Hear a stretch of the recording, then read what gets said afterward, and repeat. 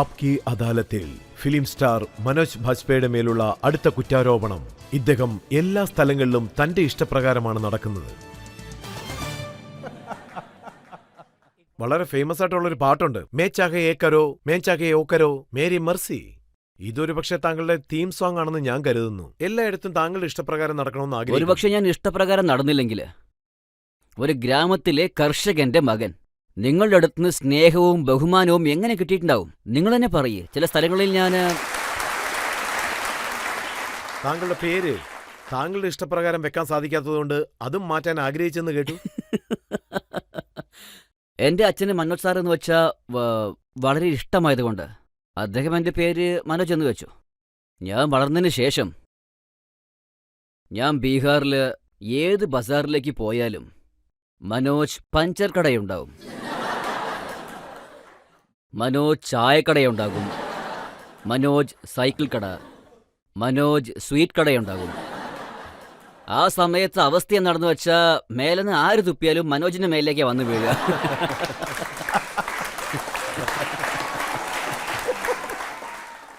അത് വളരെ കോമനായ പേരായിരുന്നു. എൻ്റെ വിചാരം എൻ്റെ പേരിൽ വേറെ ആരും ഉണ്ടാകാൻ പാടില്ല എന്നായിരുന്നു. അതുകൊണ്ടാണ് ഞാൻ സമർ എന്നൊരു പേര് ആലോചിച്ചത്.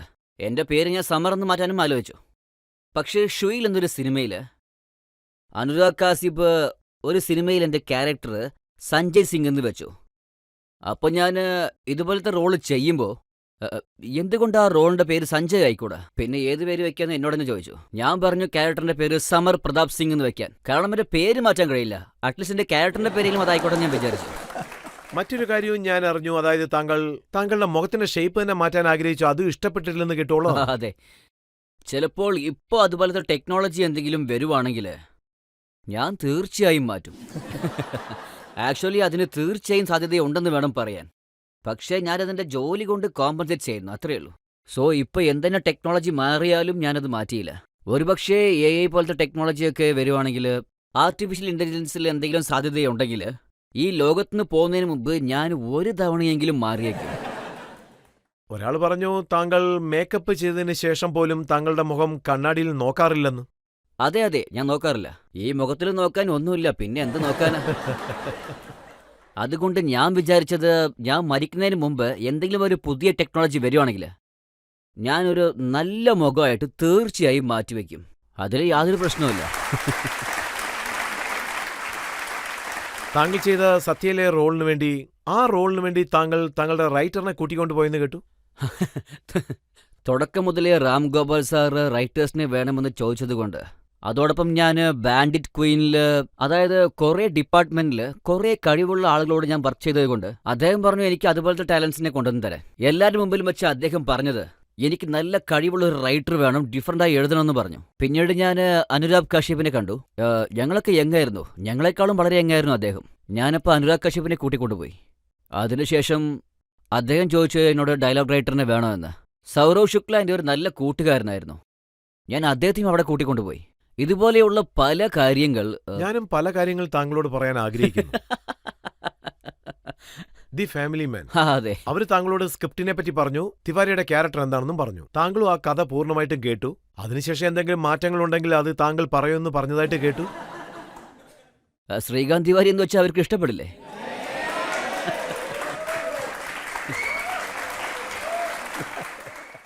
ഫാമിലി മാൻ ആരംഭിക്കുന്നതിന് മുമ്പ് ശ്രീകാന്ത് തിവാരിയുടെ ക്യാരക്ടർ എന്താണെന്ന് വെച്ചാൽ ബനാറസിലായിരുന്നു. അവിടെയാണ് ജനിച്ചതും. അവിടുന്ന് ഡൽഹിയിലേക്ക് വരുന്നു. ഡൽഹിയിലേക്ക് വന്ന് UPSC കംപ്ലീറ്റ് ചെയ്യുന്നു. അതോടൊപ്പം ഇപ്പോൾ ഇൻ്റലിജൻസിൽ ജോലി ചെയ്യുന്നു. തുടക്കത്തിൽ ഞാൻ എന്തുകൊണ്ട് ചീത്ത പറഞ്ഞെന്ന് അറിയോ സർ? ജനങ്ങൾ വിചാരിക്കും വെറുതെ പറഞ്ഞതാണെന്ന്. രജത് സർ ബനാറസിലേക്ക് പോയിട്ടുണ്ടോ? അവിടെ നല്ല കാര്യം പോലും മോശപ്പെട്ട വാക്കുകളില്ലാതെ പറയില്ല.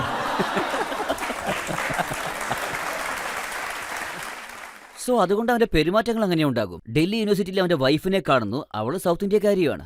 അതോടൊപ്പം അവർ ഫാമിലിയോടൊപ്പം മുംബൈയിലേക്ക് ട്രാൻസ്ഫർ ആയി വരുന്നു. ഇതാണ് കഥ.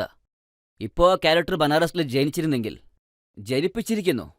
അപ്പോൾ ആ ക്യാരക്ടറിന് ന്യായം ചെയ്തല്ലേ പറ്റൂ.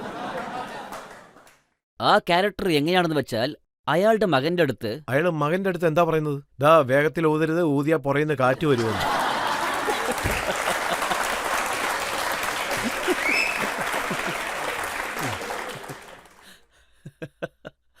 നിങ്ങൾ എന്നെ കണ്ടിട്ടുണ്ടാവും. ശരിക്കും ഞങ്ങളുടെ നാട്ടില് നോർത്തിൽ എന്താ ഉണ്ടാവാന്ന് വെച്ചാ, ഒരു അച്ഛൻ തന്റെ ഭാര്യയും മകളെയും കണ്ട് ഒരുപാട് പേടിക്കും. അതോടൊപ്പം തന്റെ മകനെ കോമ്പറ്റീറ്ററായിട്ട് കാണും. മകനെ ചീത്ത പറയുന്ന കാര്യത്തിൽ ഒരു മിനിറ്റ് പോലും ആലോചിക്കില്ല. പക്ഷേ പെൺകുട്ടികളെ നേരിട്ട് ചീത്ത പറയുകയില്ല. സോ അതുകൊണ്ട് അവനെ നോർത്തിന്റെ അച്ഛനാക്കി മാറ്റി. അതുകൊണ്ട് അവൻ അവന്റെ മുമ്പിൽ എന്ത് വേണമെങ്കിലും സംസാരിക്കും. നല്ല ദേഷ്യത്തിലായിരിക്കും. അവന്റെ മകനെ കണ്ടാൽ പോലും ദേഷ്യപ്പെടും. അവന്റെ മകനെ കണ്ടാൽ തന്നെ വെറുപ്പ് തോന്നും. ഇവനൊക്കെ നമ്മുടെ വീട്ടിൽ എന്തിനാ ഉള്ളതെന്ന് പോലും ചിന്തിക്കും. അവന് മ്യൂസിക് എന്ന് വെച്ചാൽ ഇഷ്ടമാണ്. പക്ഷെ അവന് മ്യൂസിക്കിനെ കുറിച്ച് ഒന്നും അറിയില്ല. സർക്കാർ സൗജന്യമായി കാശ് തരുന്നത് കൊണ്ട് അത് മുഴുവൻ ചെലവാക്കാൻ അവൻ ശ്രമിക്കുന്നു. ട്യൂഷന് മുഴുവൻ കാശും ചെലവാക്കണം, അതായിരുന്നു അവന്റെ വിചാരം. പക്ഷേ ഇപ്പോൾ താങ്കളുടെ പുതിയ സിനിമ വരാൻ പോവുകയാണ്. അതിൽ താങ്കളെ കാണാൻ വളരെ നന്നായിട്ടുണ്ടെന്ന് കേട്ടു. അതെ, നിങ്ങൾ പറഞ്ഞത് ശരിയാണ്.